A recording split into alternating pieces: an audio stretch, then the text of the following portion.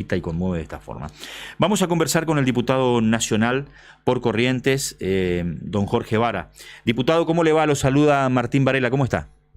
Bien, buen día. Gracias por atendernos y feliz 2023. Bueno, a ver, diputado, antes de meternos en la cuestión política, que obviamente está de alguna manera sacudiendo la opinión pública en términos políticos, a pesar de que la gente tiene una agenda muy fuerte en lo económico y muchas veces no enfoca tanto en lo político, y estamos hablando del intento de juicio político a la Corte Suprema por parte del gobierno, le quiero preguntar a quien fue durante mucho tiempo ministro de la Producción en Corrientes y conocedor de las cuestiones del campo, ¿cómo está golpeando en la producción provincial, la nuestra, arroz, cítricos, la sequía, la falta de agua? En cada uno de los sectores de manera diferente, y también se puede diferenciar en las distintas zonas de la provincia. Sí. Por ejemplo, las últimas lluvias fueron bastante buenas acá en el norte de la provincia y no así en el sur. Ajá. Y por el contrario, algunas anteriores fueron mejores en el sur que en el norte, etcétera, pero obviamente en toda la provincia falta agua, ¿no? Eso seguro. Además está decir. Seguro. ¿Y cuál es el...? Sí. Perdón, lo interrumpí, le estaba por preguntar cuál era la actividad económica que usted visualiza como la más perjudicada.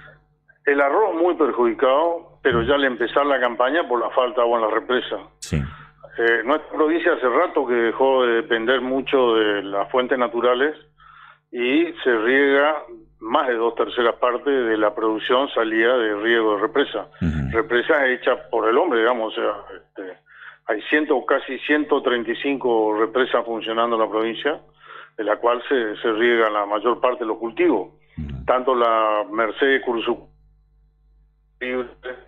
Montecasero y el resto de la costa del Uruguay, Santo Tomé también, ¿no? La zona que da para represa. Por el contrario, la zona norte depende del río Paraná. El río Paraná estuvo mejor en la fase de riego. Ahora está de nuevo muy bajo, pero ya prácticamente se están terminando los riegos. Que esté bajo no quiere decir que le falte agua, no entienda así, al río Paraná nunca le va a faltar agua en ese sentido, sí que se les va de la zona de bombeo y cuesta un problema operativo para levantar el agua, etcétera. Seguro. La zona norte bien, la zona centro-sur muy mal porque se sembraron sobre las 90 y pico de mil hectáreas. Nosotros 3 años seguidos tuvimos 100.000, pasamos las 100.000 hectáreas de arroz de riego en Corrientes. Hoy se sembraron 70 y no se llegó a las 75.000 hectáreas. Una baja en 25% claro. Sobre lo habitual, pero además cabe aclarar que de las 75.000 hectáreas no el 100% está bien regada. O sea que eso afecta a los rindes, seguramente. Sí, calcule a nivel 5.000 hectáreas. Porque como mínimo hay 10.000 hectáreas afectadas, ¿no? Ajá.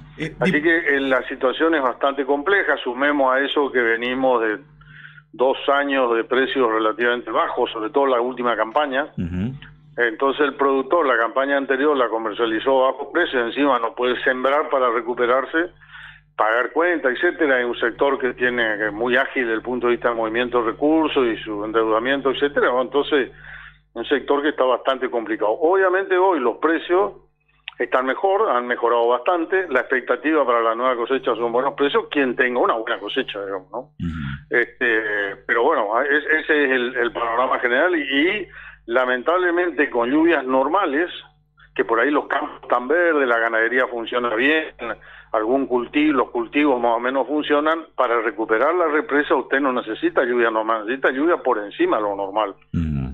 Para el escurrimiento superficial que vaya y llene la represa, así como para llenar las lagunas que están secas, los estériles bañados de la provincia. Sí. Hay un trabajo muy interesante del INTA que te marca que normalmente el 30% de lo que tiene agua que se visualiza del satélite, agua en superficie, no humedales solamente, sino agua en superficie, hoy estamos en el 6%. Diputado... O sea, la provincia, en los reservorios naturales están sin agua. Y los que hizo el hombre, en caso de las represas que yo le comenté, sí, o lo que hacen los ganaderos de la zona de Diente, allá al sur, para bebida de hacienda, están sin agua, ¿no? Entonces hay problemas en la ganadería también.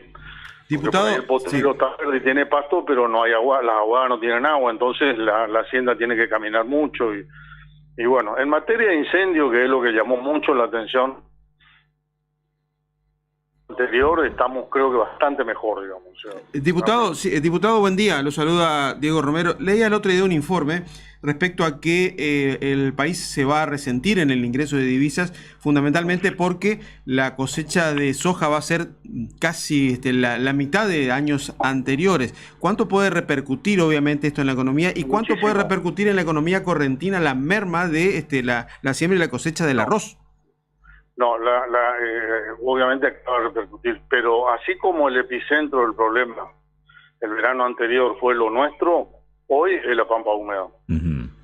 Y desde el punto de vista económico, convengamos, la riqueza en la Argentina se produce en esa región, la región central. Está muy mal, dramática la situación. Mire, lo que se estima es una caída del oro en los 14.000 millones de dólares. Macri se le desajusta la economía en el 2018, que una seca no de la intensidad de esta y con una caída de exportación de 8.000 millones de dólares.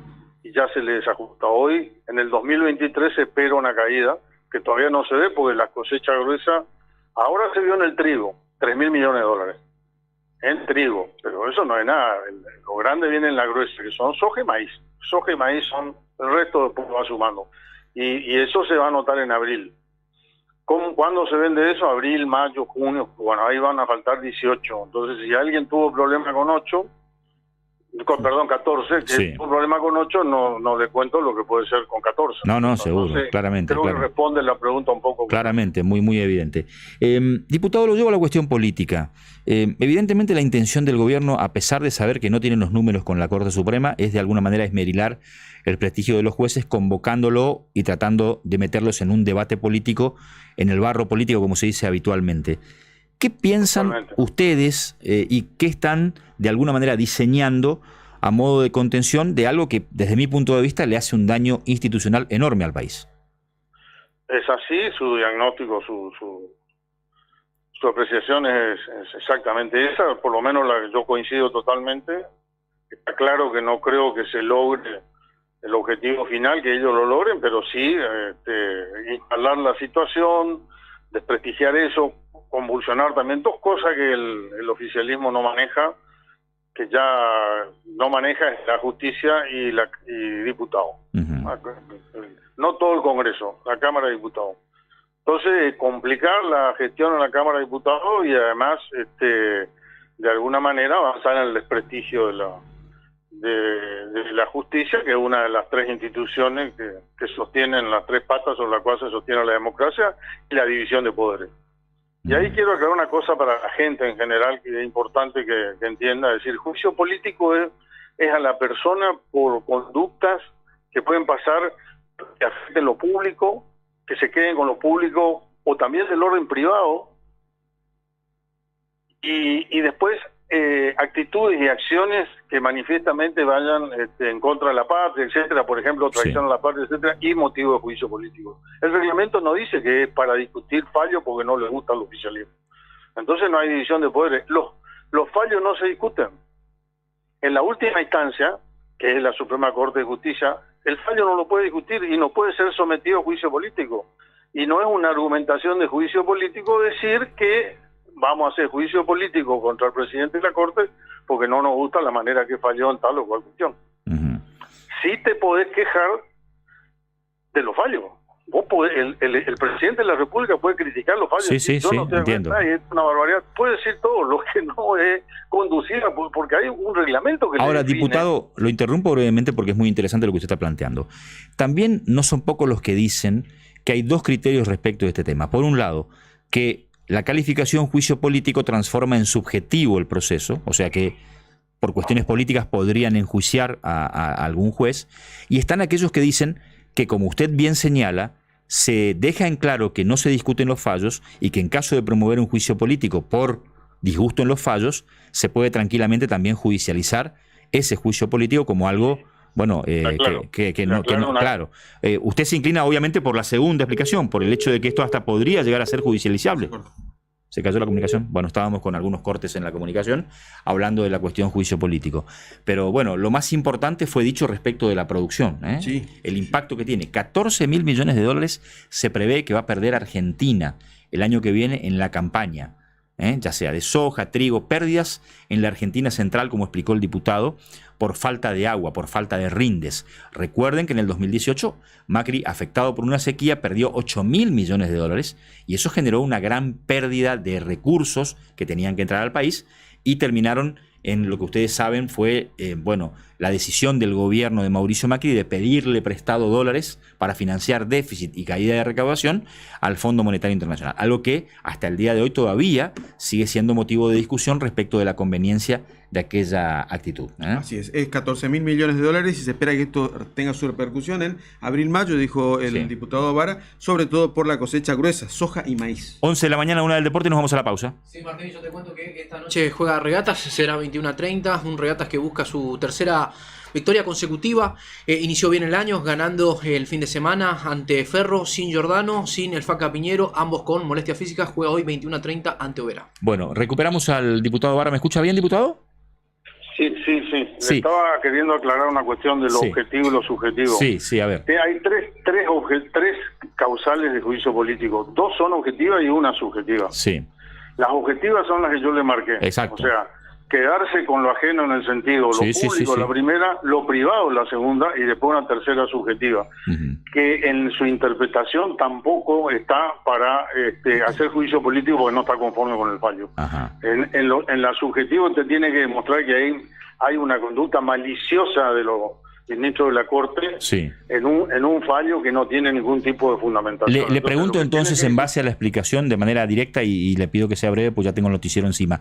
¿Usted cree inclusive que puede hasta judicializarse este motivo? Intento, digo. Porque, ahí viene la cuestión. Sí.